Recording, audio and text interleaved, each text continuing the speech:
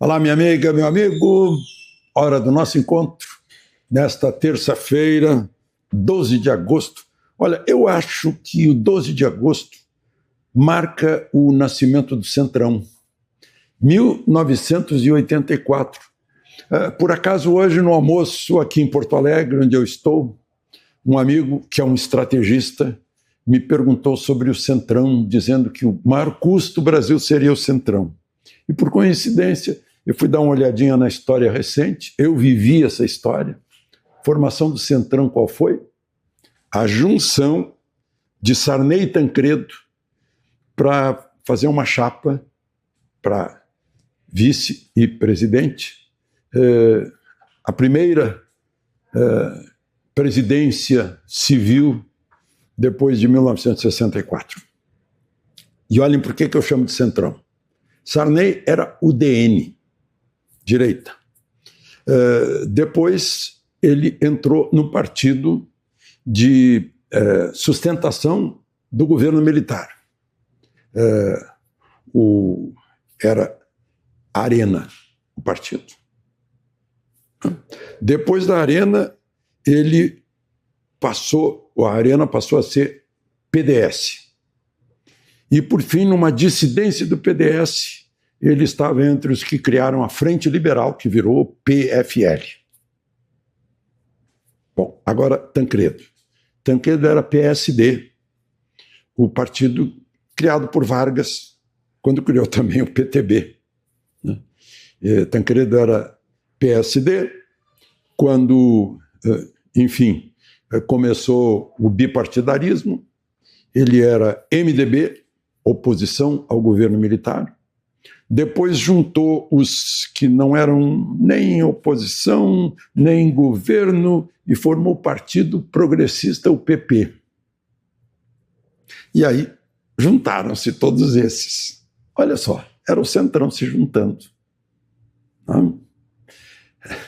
1984. Portanto, o Centrão está fazendo 41 anos.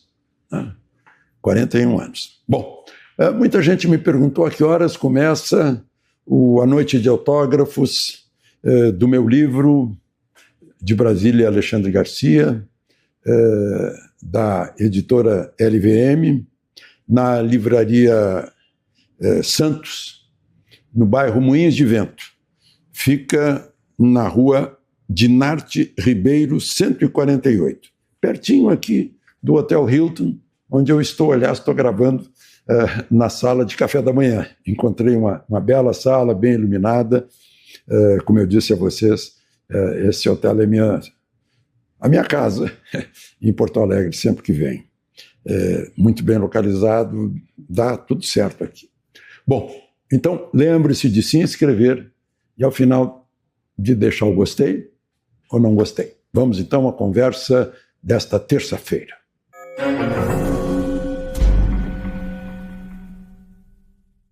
Bom, o primeiro assunto, vejam só, um moço chamado na rede social Felca, parece que o nome dele é Felipe.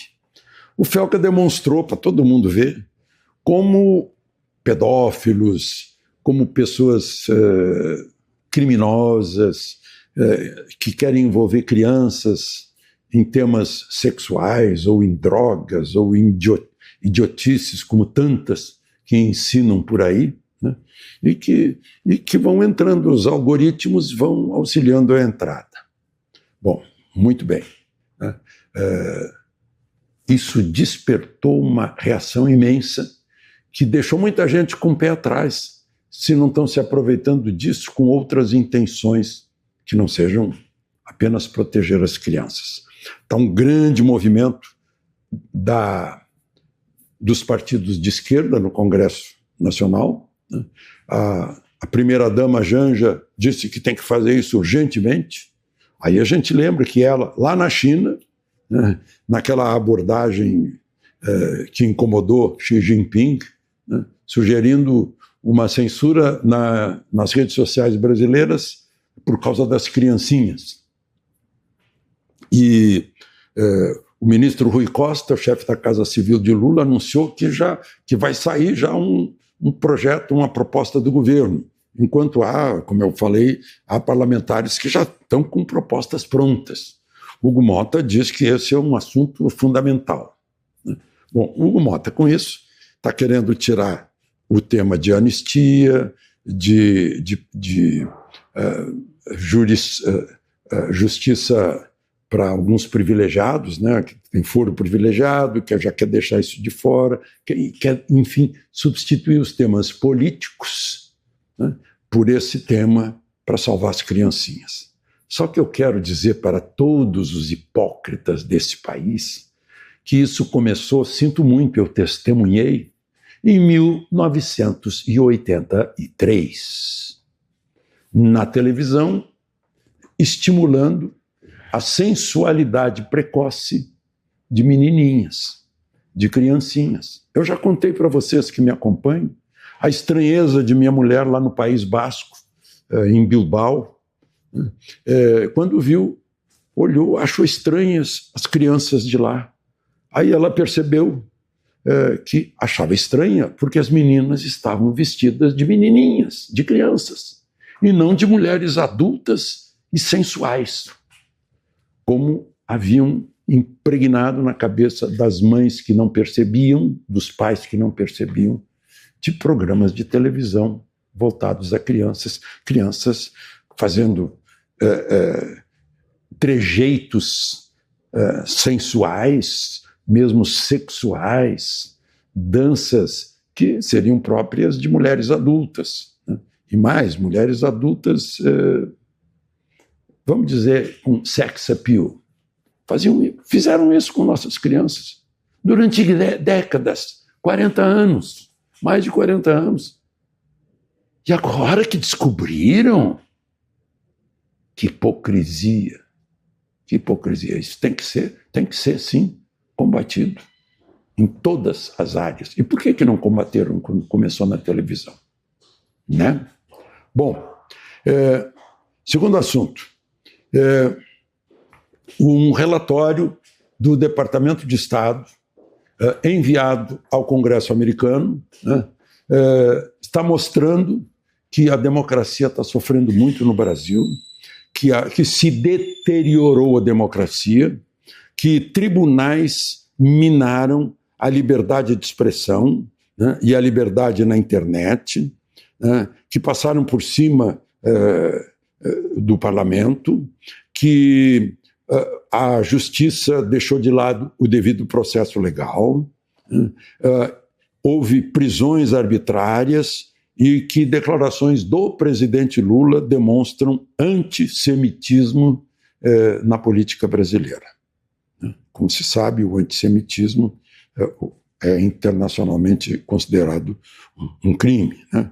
Assim como o nazismo.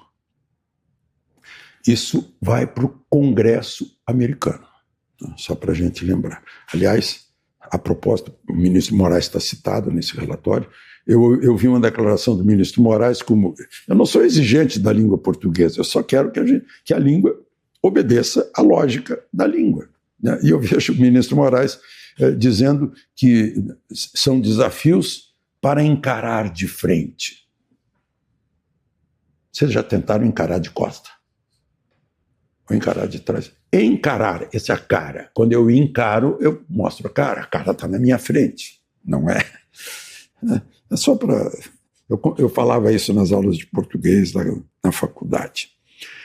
Gente, ainda falando sobre os americanos, os vereadores de Belém do Pará declararam Trump persona non grata em Belém. Ou seja, Trump aqui não será bem recebido pelo legislativo da capital paraense, que terá em novembro a COP30, que corre risco de não ser aquilo que o governo brasileiro gostaria que fosse. O placar foi de 12 contra Trump e 9 a favor, ou seja, 9 não dizer essa bobagem, não adotar. E só para lembrar, né, a gente está falando aí de democracia, de ações de Moraes.